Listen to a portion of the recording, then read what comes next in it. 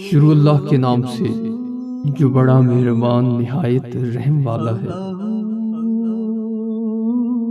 اگر تہجد میں کوئی خاص بات نہ ہوتی تو اللہ کیوں تہجد پڑھنے والوں کے لیے پہلے آسمان پر آتا، صرف یہ پوچھنے کے لیے کہ انہیں کیا چاہیے۔ اللہ ان کی دعائیں 7 آسمانوں کے پار سے بھی سن سکتا ہے، لیکن پھر بھی اللہ ان سے ملاقات کے لیے تشریف لاتا ہے۔ تو جیسے اللہ نے تہجد کو باقی نمازوں سے جدا رکھا ہے، ویسے ہی اس نے تہجد پڑھنے والوں کو بھی سب سے جدا رکھا ہے۔ اللہ تہجد پڑھنے والوں کو سب سے خاص رکھتا ہے اور تہجد پڑھنے والوں کے لیے ایسے معجزے کرتا ہے جو کسی کے لیے نہیں ہوتے۔ اب اللہ 7ویں سے پہلے آسمان پر اپنے بندوں کو خالی ہاتھ لوٹانے کے لیے تو نہیں آتا ہے۔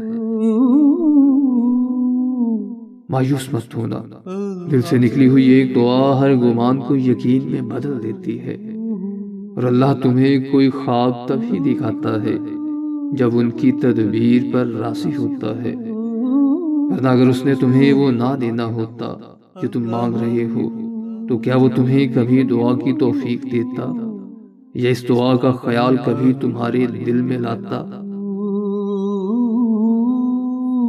جب کبھی انسان تکلیف میں ہو، دکھ میں ہو اور اسے ہمت کی ضرورت ہوتی ہے، کوئی ہو جو اسے حوصلہ دے، امید دے، ہر قرآن سے زیادہ ہمیں حوصلہ اور امید کوئی نہیں دیتا۔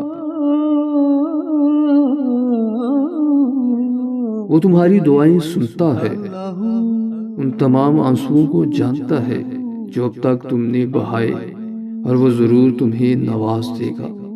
جو تمہارے دل کی خواہش ہے اس پر یقین رکھنے سے سب ہو جاتا ہے۔